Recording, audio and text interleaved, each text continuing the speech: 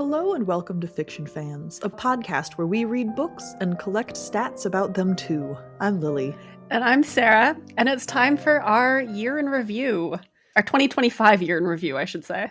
Yeah. Well, before we get into that beast of a conversation, what is something good that happened this year? This year was a little rough, or at least the back half of the year was a little rough, but I did some fun travel. I acquired 2 new pugs, the Tiny Terrors, which does unfortunately mean that I lost Snorri and Mr. Squeak, but I'm choosing to focus on the good, even though they are terrors. They are terrors. And the question is the good, not the bad. So you're going to lose points for inaccuracy. Well, but I can't mention the high of getting Dumpling and Cookie without also mentioning the low of why I got them. It's true. You mentioned travel. Out of everywhere you went, where would you most want to go back to if you could only pick one? I mean, I always love going to London, so that's probably my answer. But I did have a lot of fun at the Hobbiton Halfling Marathon. I did not run the marathon bit. I only did the 11K. But that was just such a cool experience that I'd love to go back to do that again. Wonderful. My good thing is that I fell pregnant, which is perhaps the funniest phrase. Who knows how that could have happened? It's a mystery. Mystery of modern medicine. Yeah, that's my good thing. No baby yet, so I think everyone can probably guess what my good thing for next year will be. I suspect that everyone can guess, yes. Yeah.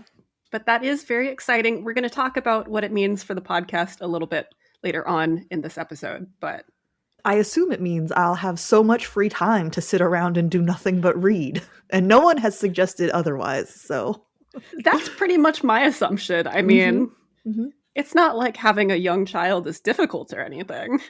Certainly no one has said a word of that. Nope. All right. What are you drinking today? I have got some hot chocolate because this episode felt like it should have a special drink. It should. Hot chocolate is smart because it's cold as fuck. It's actually not that cold. I mean, it's a little cold here today, but... Well, I'm jealous then. It has been colder. I am drinking what's the brand? Timber City Ginger Ale. Ginger beer, I guess, technically. And it's a seasonal fresh peach flavor. Although peaches are not in season. I was going to say, that doesn't actually sound very seasonal. It also doesn't taste much like peaches. It's very good. It's not sweet at all. Very gingery. Nice. And I did realize today that it said, this is perishable, keep refrigerated. So, whoops. My house is cold. It's fine. And read anything good lately? We're about to talk about that quite a bit. We are. And the book that I have been reading, or that I just finished, I'm not necessarily sure I would call it good. It was a book. It was a book. I just started, I think it's called The Night They Met by Atlin Merrick. And it is a published book, but I'm going to refer to it as Sherlock Watson fan fiction, because while they are in the public domain, that's what it is.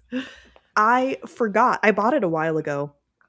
And I forgot that it was not a series of short stories, but like a bunch of different versions, a collection of like alternatives. So when I read the first one and then started reading the second one, I was like, wait, 40 years have passed. So are they supposed to be in their late 60s right now? What's happening? And I was like flipping back and forth between pages trying to like do math and figure out what was, and I was like, oh no, this is a whole different version. I see. That sounds like fun though. It is fun. I think it raises a really interesting conversation around like what is fan fiction, especially when you get to public domain works like Sherlock Holmes is now. Mm-hmm. Because this is, it's a published collection, an independently I think it's an independent publisher. But yeah, anyway, it's fun. I recommend it, especially if your interests align with fan fiction. Well, what happened in 2025 for the podcast specifically? For the podcast specifically, we entered our 5th year of podcasting. So we started podcasting in February of 2021, which means that in February of 2026, we will have finished 5 years of podcasting. So we're dang close to wrapping up our 5th year. That's pretty cool. That is. I mean, especially considering that I was not sure when we started if we would get past like 5 episodes. We had several things that we were like, okay, if we actually record 5 episodes, then we'll do this. Our very tentative plans. And then we threw it all out the window, did it anyway, and here we are 5 years later. I mean, we went in committed. We did. We had our 200th episode. We read The Great Gatsby with Kay Matar as a guest, and that is going to be my nomination for most fun to record, but we'll talk about our superlatives later. And we also continued our, well, I'm going to call it a literary magazine. You could also call it a fanzine, depending on your definition of either of those. But issues 3 and 4 of Solsticia came out last year. Pretty fun. Well, for us putting together. I also think they're quite fun to read. So everyone should go out and read them. Everyone should. Our patrons on Patreon get a copy of the zine for free, but you can buy individual copies for, what, $3? Is that what we charge? Yeah, I think with tax it might be $3.15. Oh, if you use an Apple device on Patreon, it's like $6 because Apple charges a bunch of extra fees. Oof. Well, don't do that. Yeah. You can also buy it directly through our storefront if you don't want to deal with Patreon. But if you are on Patreon, there are some other things that you got this year. We released 9 exclusive episodes. This is content that was kind of not a standalone topic necessarily, but not required. What's the difference between an exclusive episode and just a bonus piece of content? I mean, the length, really. Well, I think the fact that it's only available for our supporters on Patreon makes it an exclusive as opposed to like episode. when we played Shoot, Screw, or Marry. Oh. Yeah, okay. Length. Right. So I was going to say standalone topics, but sometimes like several of them we would have a conversation around an adaptation for a book that we covered on the podcast, like Mickey 17 that came out last year. Yeah, our Patreon exclusive episodes are a little more general. They usually tie into a book in some form or another, but not always. And we have talked about a couple of plays, one of which that I actually saw. So if you want to hear me having opinions on things that I do not deserve an opinion on, that's a great place for you to get that. We released 30 Shoot, Screw, or Marries, which are, I mean, does everyone know that game? I was once a middle school girl, so I assume everyone knows that game. But that's where you have 3, in this case, characters, and you have to assign which one of them you would shoot, which one of them you would screw, and which one of them you would get married to. We have a slightly different version for books where that feels bad, which is, do I remember it? Business partner, roommate, or in-law. Yes. Yeah, that was the one. Which we started for like The Handmaid's Tale. Because, I don't know, it just felt bad. It does just feel bad. So there are 30 of those directly for books that we did episodes on, if you want a slightly sillier conversation about those characters. Sillier and shorter. Yes. Overall, we have 13 hours of content on Patreon. Now, I just eyeballed that. Is that from this year only? Yes. Or, wow, that's a lot of content on Patreon, actually. I know. I did just eyeball that number, though, so if not even back of the napkin math, in my head math doesn't add up, don't quote me on that. But I think we had a lot of fun. I'm really glad we came up with roommate, in-law, or business partner, because we needed that alternative desperately. We did. And it's a lot of fun to play. I mean, it's fun to play Shoot, Screw, Marry too, but sometimes it just feels bad having to shoot someone. Or marry them. Or marry them. Of our regular podcast, we had 49 regular episodes, 1 bonus episode. Oh, and our 9 Patreon exclusives, 5 of which we live streamed before they were available. And compared to last year, that's more Patreon episodes. Last year we only had 7. The same number of regular and bonus episodes, but a slightly different distribution. Last year we had 48 regular episodes and 2 bonus episodes. So it comes out to the same number in the end. Yeah. Why did we do that? I guess we just had more time to record before December, really, is the answer. 2 of our episodes were not about a specific book, which means 47 of our episodes were about a novel, I guess, or a novella, or a collection of short stories, but... Yes. So we had, where is this? I have this down here somewhere. We covered 36 novels this year, 6 novellas, 4 collections, and 1 anthology. I don't have that data for last year. How are we differentiating collection versus anthology? Number of authors? Yeah. I believe that my definition, which I don't know if this is actually the correct definition, but it feels right to me. A collection of short stories is by one author, an anthology is multiple authors. That makes sense. Okay, cool. Yeah. Holy shit, this was the year of sci-fi, for us at least. It was. We dramatically increased the amount of sci-fi we read, by which I mean we went from reading 6 sci-fi novels or books in 2024 to 14 this year. It's more than double the number. That is more than double the number. Fantasy still dominated our reading, though. We read 20 fantasy books, and then we have 5 horror books and 8 other, which is just an amalgamation of all of the categories that didn't make our top 3. Really, sci-fi versus fantasy, I feel like, is the big one. Yeah. It's nice because I know we have said previously that we wanted to read more sci-fi and then just not succeeded. So I actually feel like we did pretty good this year. Yeah, no, absolutely. Out of curiosity, specifically for the horror category there, are we counting one book as one thing? Yes. Like there's no overlap here? Okay. There's no overlap, just because it's easier. So this year I started a project of putting all of our stats into an easily queryable database because I am just a little bit computer science nerd. That is my day job.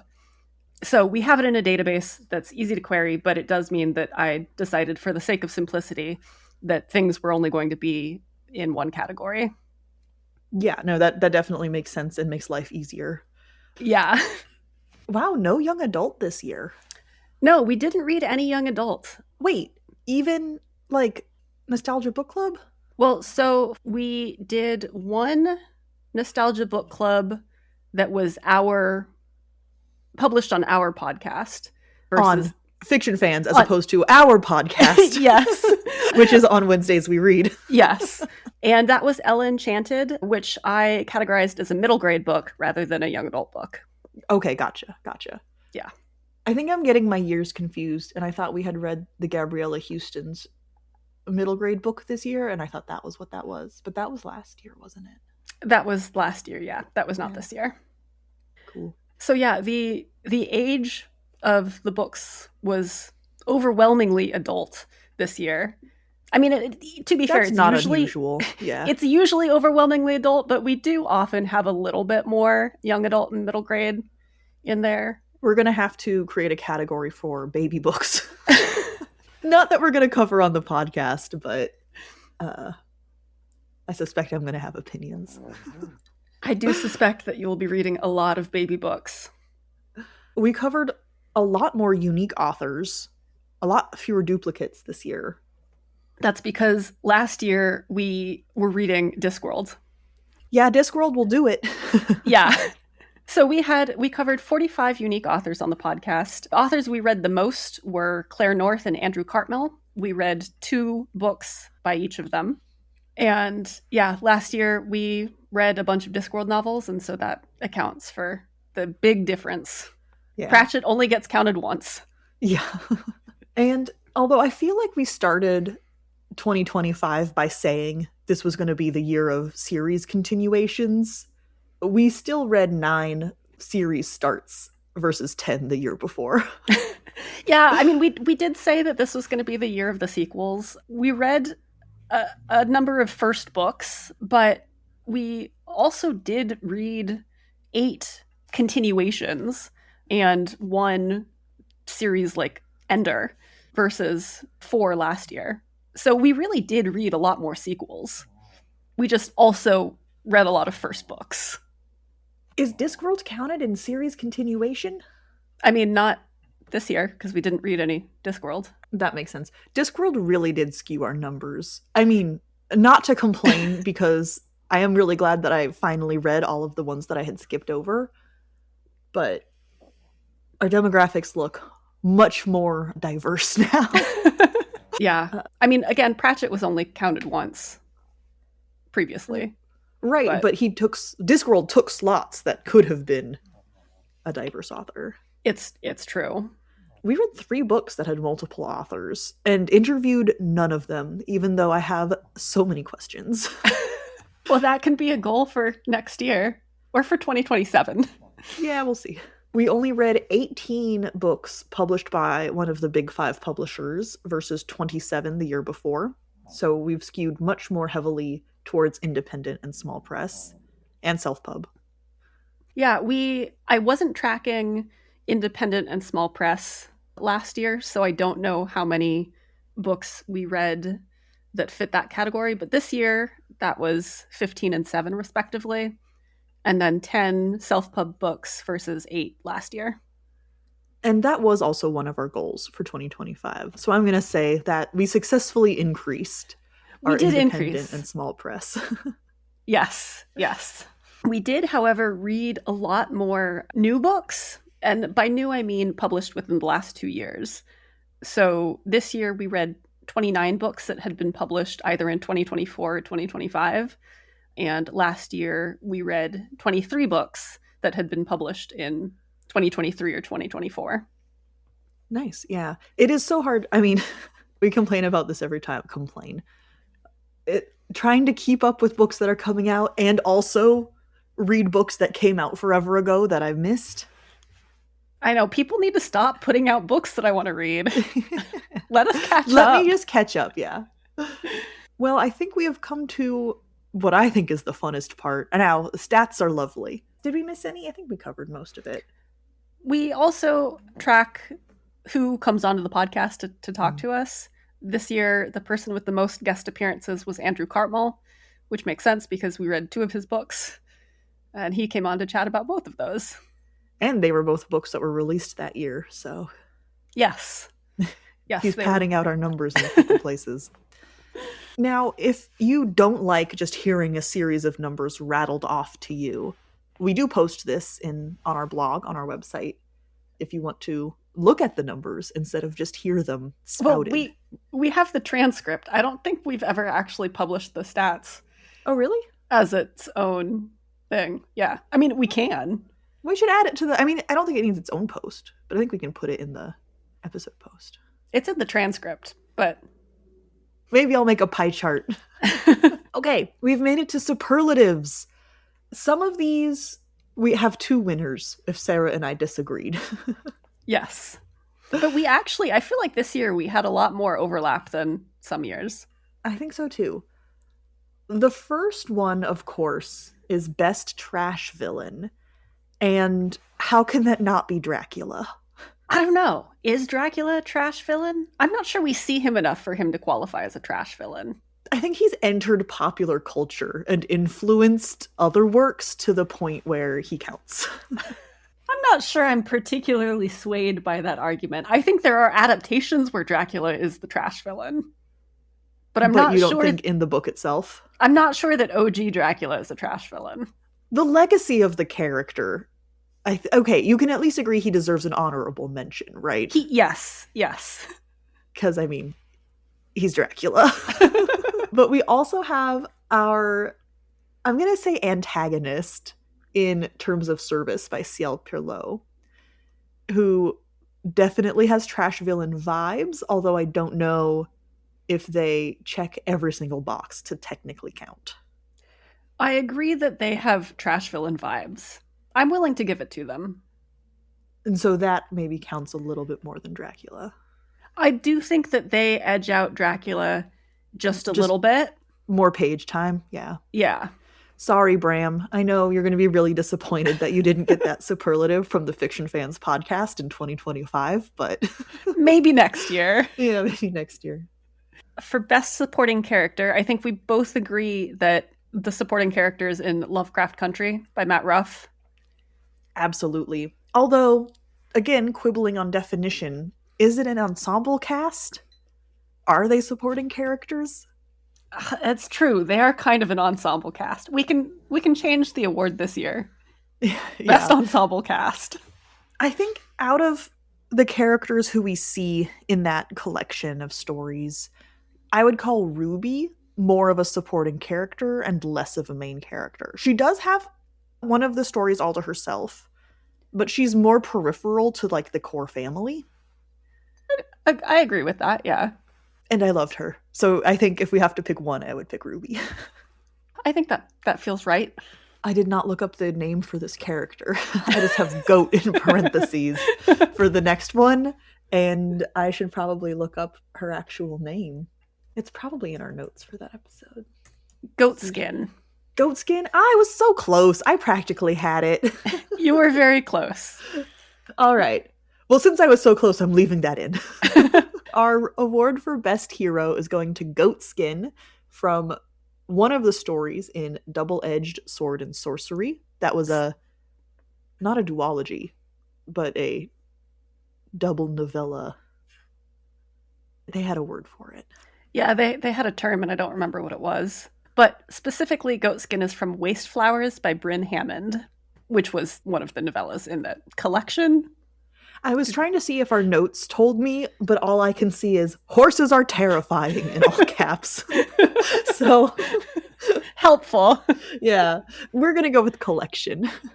I think actually is that one of the ones that I call the collection? I did call it a collection. Okay, cool. That's how it's categorized, which means that my definition of collection being short stories by one person is off because it also includes this, but it's not an anthology. All right. Well, it's something. And it goes in our stats somewhere. Yeah. Goatskin, however, was fantastic. I loved reading about her. I think that the author had more works in the world, although not necessarily about Goatskin. I'm pretty sure that there are more stories, possibly even about Goatskin, by Bryn Hammond. I really enjoyed that novella, and I'd love to read more by Bryn Hammond. Absolutely, me too. It was a setting that I don't see a lot, and some really fun, like, fantasy elements. Yeah. And it just felt really well researched, too. Mm-hmm. Our superlative for best book by a new-to-us author. Goblin Emperor by Catherine Addison. It has to be that. And the fact that I am agreeing to award that to a court politics book, I think is just evidence for how much I liked it. Yes. Addison had an uphill battle and she won. Best book by a not new to us author.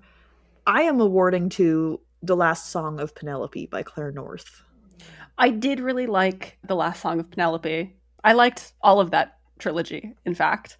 But I think for me, it's got to be One Message Remains by Primi Mohammed. Everything Mohammed writes is just incredible. She's an auto-buy author for me. And I really enjoyed this collection of stories. One Message Remains I quite enjoyed. I think for my award, North wins out because it is satisfying to finish a series. Which fair is entirely our fault for not doing more often. But there were a lot of things that had been set up that I had been anticipating or worried about that paid off really, really nicely. And I liked reading that. I liked that experience. And I'm looking forward to finishing more series in the future. It was a very satisfying conclusion. Best debut novel for the year. I am probably going to go with Death on the Caldera by Emily Paxman. I agree, I think. I'm a little biased because it's very much my vibe. It is your vibe. The setting, the Agatha Christie-esque but high fantasy. It's on a train. Like, there's a lot for Lily in that book.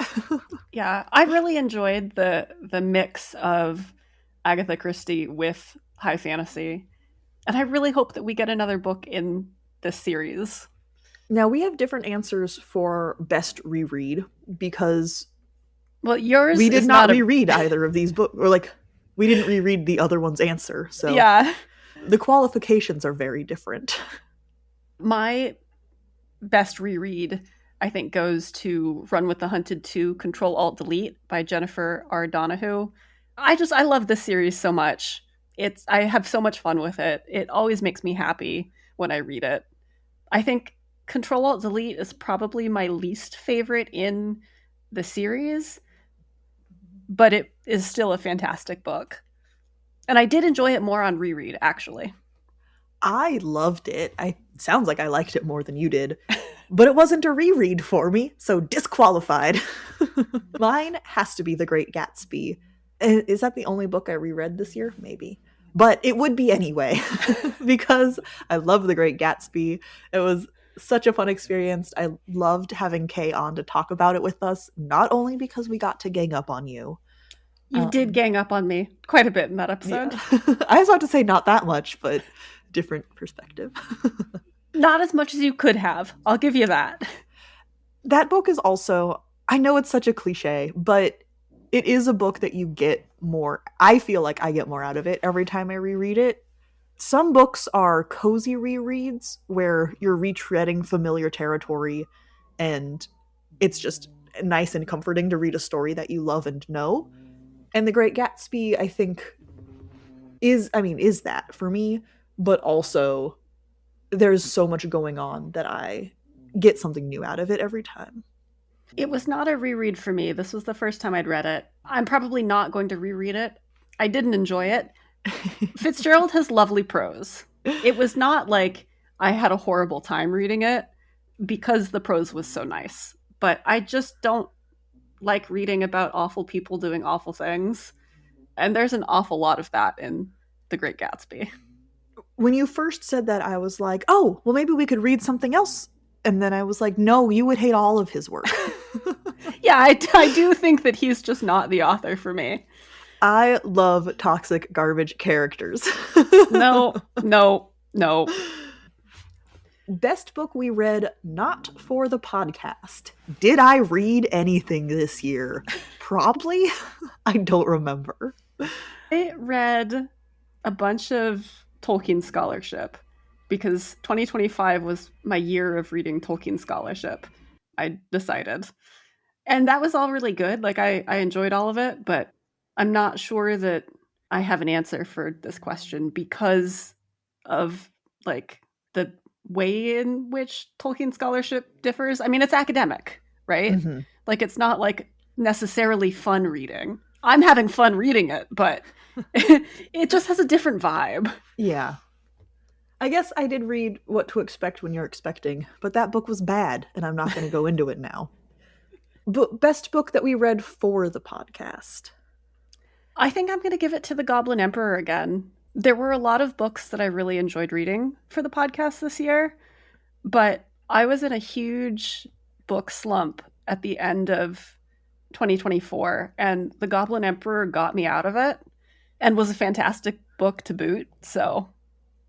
I did enjoy that. However, I think I need to bring up Starstruck by Amy Ogden for this one. I wasn't in a slump necessarily, but something about that story hit really right. It was so sweet and then bittersweet without feeling too sentimental. Yeah, it really balanced the sweetness with the bittersweetness in a way that was really enjoyable and satisfying. That's one that like lingered with me the most out of the books that we read this year, which is not one of our superlatives, but it could be. It should. It could be. If it was Starstruck and House on Utopia Way, I think would be my answer for that. Just books that like I contemplated after finishing the most. Yes. I mean, we think about all of the books after we finish reading them because we talk about them on a podcast for sometimes an hour and a half.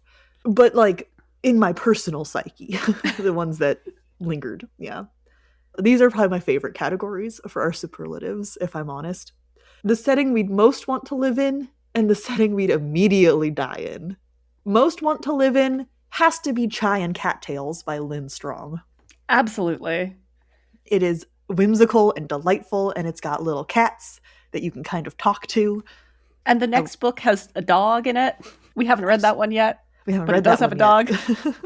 Counts as the world, though. I yes. would say. Yeah, that sounds really sweet and fun. And I mean, it's not that bad things don't happen in that collection, but bad things that I think I could handle. Yes. Unlike the settings we'd immediately die in, so many. This year, there were a lot of settings that... Yep, there were a lot.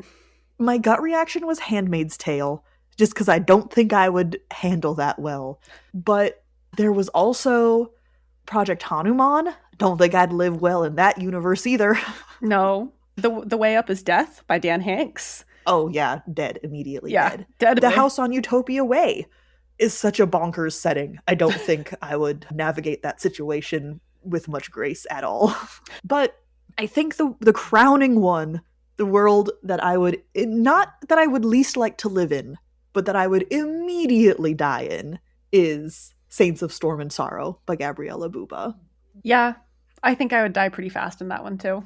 It has the double whammy of fairly harsh environment, just general survivability rating, and then also people in charge who I probably would not endear myself to very, very quickly. Book that surprised us the most, I have as The House on Utopia Way by Stefan Mohammed. Yeah, I don't know what I was expecting going into that book, but it exceeded all of my expectations, blew past my expectations. I did find myself very surprised while reading it. If I remember correctly, we read this one a little while ago. From reading the description, I thought it was going to be quirkier, if that makes sense. And like, yeah. It's a strange novel. If someone called it quirky, I wouldn't be like, you're wrong. Yeah. But those aspects of it are handled so thoughtfully that it ended up being much more and lingered with me so much more than I expected. It was just also really, really good. Yeah. No, I agree with all of that. We read an ebook for that, and I really want to get the physical copy just because I'm so curious how some of those later chapters are laid out. Yeah, there are some formatting things. Like, Mohammed plays with formatting a lot, or at least at the end of the book. And I do feel like that's one of the places where a print copy would have been very beneficial. Oh, 100%. Just from what little we've done with Solsticia and trying to lay out poetry, ebooks are miserable for any kind of formatting, any kind of thoughtful formatting. What series would we most like to see turned into a TV show / movie? Murderbot! No, just kidding. Well, you have Fermi's Wake here by Chris Farnell, which I think is an excellent answer. I want to clarify, that was the book that we read this year. I'm talking about the series as a whole, though. Right. Yeah. I am also going to have to say Run with the Hunted, because I need this as a television show. I absolutely do. I mean, it would be fun. It would be very fun action. Yeah. Yeah. I mean, Fermi's Wake or that whole series would also be a fantastic TV show. It would, especially because the books themselves are so episodic. I think it would work really well for like 1 hour episodes. Mm-hmm. Just like the formatting fits. I think a thoughtful adaptation wouldn't have to change a lot to get it to fit like a visual medium. Yeah. And there's so much going on there that really good series. Loving it. Have we technically read the last one? No, because I don't think the last one is out yet. Right. We've read all that there is to read thus far. And the final one is coming out. I thought it was like announced right when that episode came out. No, I think you're thinking about the final, like the title of the final novella in that collection. Oh, is that what I'm thinking of? Yeah. Novellas got released individually and then as a collection, and the final one in that collection had not been released.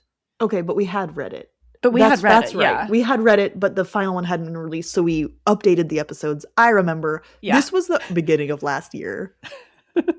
Yes, the complete Fermi's Wake omnibus is now out. Okay, we do not know when the next set of novellas is coming out. No, we do not. Okay. I'm excited for it. Anyway, sorry, diversion. I knew there was something going on with the release schedule for that, or there had been anyway. My favorite episode to record, I mentioned earlier, was The Great Gatsby by F. Scott Fitzgerald. I think mine would actually have to be one of our Patreon episodes. Our discussion on Lewis and Tolkien by Dean Batali, which was a play that we saw together. And then we couldn't stop talking about it on the drive back to your house. So we were like, we have to go record an episode on this immediately. But it was really fun to be in the same room as we recorded. I don't know what it does for the audio quality, but just in terms of recording experience, I had a great time with that. Coolest magic system. I nominate Death on the Caldera by Emily Paxman. I do like the magic system in that. I'm going to nominate St. Death's Herald by C.S.E. Cooney because just the magic there is so cool. Didn't that world already win? Possibly. But we read a second book for it, so That's true. It can be nominated again. I love in Death on the Caldera how magic is a sort of, dirty is not the right word, but it's a suppressed thing, a secret thing, which I know is not like revolutionary, but when done well is always a really interesting thing, I think. Yeah. And also the way that Paxman plays with identity and how witches have like their witch self. There was a lot, and I don't remember how much of it is spoilers, so I'm going to stop talking about it. The witch self aspect was really neat. I did like that quite a bit. And our award for coolest sci-fi tech goes to, I'd say, Project Hanuman by Stuart Hotston. I agree. The sci-fi, like the tech in that, was just chef's kiss. That was a really good book. I really liked it. Also, probably one of my like favorite reads of the year. Absolutely. And it did linger with me in a different way than House on Utopia Way. But for Project Hanuman, I feel like it has exposed a horrible cultural gap in my mythology understanding. And I need to go find like a kid's book about Indian folklore. I mean, I could read a real one, but let's be realistic. Which one am I going to have time for? It's going to be the simplified version. Also, you will have a child to read it to. That's true. I don't know how much the child will understand books for a little while, but... I mean, you're not necessarily going to be reading it to a newborn, but you will have a child to read it to at some point. Yeah. Superlative for best relationship. No matter how sad it was and how much it made me cry, I'm still going to say Starstruck by Amy Ogden. Because it was a good relationship, even if it had a sad ending. Yeah, Starstruck by Amy Ogden. Fantastic. I agree with that. I really, really enjoyed the relationship building in that and the relationship progression. Just the whole way that story like hinged on the relationships. Oh, really good. Mm-hmm. I don't know if I have an answer for best book cover. I read a lot of ebooks, and the arcs that we got were often not the final cover. So I'm not sure if I actually saw a single book cover this year. I actually have two. City of All Seasons by Oliver K. Langmead and Aaliyah Whiteley, which we did read as a physical copy, except for some reason you got the arc and I got the final version. So I got to see the cover, but I really liked it. And then Audition for the Fox by Martin Cahill also has a lovely cover. I will take your word for it. The book that we argued over the most, gotta be City of All Seasons. Probably City of All Seasons. But we're not arguing about that. No, hands down, that is the answer. We both had very different experiences reading that book, and that's fun. Yeah. I mean, sometimes the most fun episodes are the ones where we argue the most. It's true. I just think back to Gideon the Ninth. I want to reread that now that we've read more of the series. We could do that. And how much does that change my perspective? Yeah. Because I don't think we did this superlative back then, but that would have won that year whenever that happened. Yeah, probably. All right, book that compelled you to immediately go out and play a specific video game. I don't have an answer for this one. I do. It is cheating a little bit because we read Percy Jackson for a collaboration with our pod on Wednesdays We Read. So we did not actually publish that episode on our podcast, but I read it for a podcast. So I think it counts. I don't know if it counts, but I'll let it slide. The reason why it has to count is because after we finished discussing that book, the first Percy Jackson, Lightning Thief, I think is the first one. Yeah, I think so. I went, I need to play Hades 2. I've played the first one, and I mean, it's related because Greek mythology, right? I'm just establishing that off the bat. And the second one had come out, honestly, I think the same week or the week before. So quite recently. I hadn't actually gotten it or played it yet, but I so needed to be in more Greek mythology, just vibes. And I immediately went out and bought it and started playing it. I have now beat the game, technically. There's a lot you can do after you beat the game, but it was a compulsion. And our final superlative, why are these in this order? We probably could have ordered these differently. I think they're in this order because this is the order that we came up with them, and we never rearranged them. That makes sense. Well, we're ending on Worst Mother of the Year award, which is a downer, and B, we don't really have a good answer for. No, we don't. I am going to nominate the mom in Shit Show by Chris Panettiere. Which I don't think is her fault. She's got Alzheimer's or dementia or some kind of memory issues. Well, yeah, okay. That version of her is not the one who's getting the nomination. I'm not a heartless monster. But she is an antagonist for a portion of the book. Yeah, because she wants to stay in the place where she still has her memories. Okay, but that's the version of her with her memories. Who's making that choice. And so it is a choice that she is making with her full consciousness. Yeah, but she's not, like, trying to kill people necessarily. She absolutely is. What? No. I mean, okay, yeah, she kind of is. I just don't think that she deserves, because she's a good mother to the main character. Yeah, except for all of the skin flaying that she does later. She doesn't flay him. Okay. I mean, I agree it's a weak answer. I'm not saying that I'm not arguing this with my full heart, but the nomination is at least not totally out of left field. There just weren't a lot of mothers, or at least not like strong mother-child relationships that we read. Oh, Daisy, I guess, from The Great Gatsby. Yeah, okay, I think Daisy would win it. We don't see her mothering very much, and that's the problem, isn't it? I mean, I think that just cements her nomination. I'm sure I've forgotten someone, and it's going to make me feel terrible later. But, like, all the moms in Lovecraft Country are great. Yeah, I feel like this year we just didn't have a ton of mother-child focused stories. Yeah, books with strong parental relationships. Where that was the focus of the story. Yeah, where that was the focus of the story. Because, like, there are mothers, but, like, yeah, anyway. Yeah. Okay, Daisy Buchanan. And with that, we've wrapped up 2025. Yeah. So, time to talk about our goals for next year, which, as we've mentioned, the back half of the year is going to look a little different because you're preggers, you're going to have your child. There shall be an infant in the house, and this, I am told, incites chaos. Yeah. You probably don't want to be reading a book a week for a podcast right after giving birth.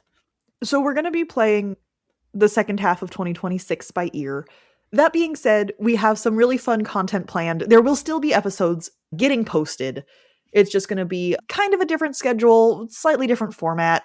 I am going to be preparing it in advance and not with child. But it's going to be definitely more loosey-goosey. We are not putting any books on the calendar. We're refusing to plan, basically. Which hurts my soul just a little bit, but I do think that that's the sensible thing to do. Well, there are two philosophies, right? There's make the plan and then be okay with it changing versus make absolutely no plan and see what happens. I mean, I don't like either of those. Right. And so I think it's easier for us to not make a plan than make a plan and have to let it go. Yeah. At least in this case, because it is going to be such a dramatic change from what we've been doing for the last almost 5 years now. Yeah. And, you know, if we can record an episode here or there, then we will, but it really is just dependent on how crazy life is. But again, there will be episodes coming out. Yes. We're just not going to be recording them during that time period. Yes. So don't go anywhere. There will still be content for you. And then also, that's 6 months away. That's like 5 years. So don't worry about it. And with that, thank you so much for listening to Fiction Fans. Come disagree with us. We're on Blue Sky and Instagram at FictionFansPod. You can also email us at fictionfanspod@gmail.com or leave a comment on YouTube. Would you give these superlatives to? Let me know. I'm very curious. Let us know, not just Lily. Really let Sarah know so she can tell me. Which world would you survive in the longest? Actually, that's not the question. It's would you immediately die in and most like to live in? Yes. I guess technically you could choose that you would most like to live in one that you wouldn't survive in long. Not technically against the rules. I just question your criteria. Maybe the world is so cool that you don't mind that you're only in it for 5 minutes. I have to admit, Project Hanuman was a strong contender for both of those. World's so cool that you don't mind that you're only in it for 5 minutes. Yeah. If you enjoyed this episode, please rate and review on Spotify and Apple Podcasts, and follow us wherever your podcasts live. We also have a Patreon where you can support us and find exclusive episodes and a lot of other nonsense, although we will be putting charges on hiatus for the back half of this year. Yes? Yes. We will probably still have content coming out sporadically in, June through December, but we're not going to charge you guys because no plans, 0 plans, vibes only. Vibes only.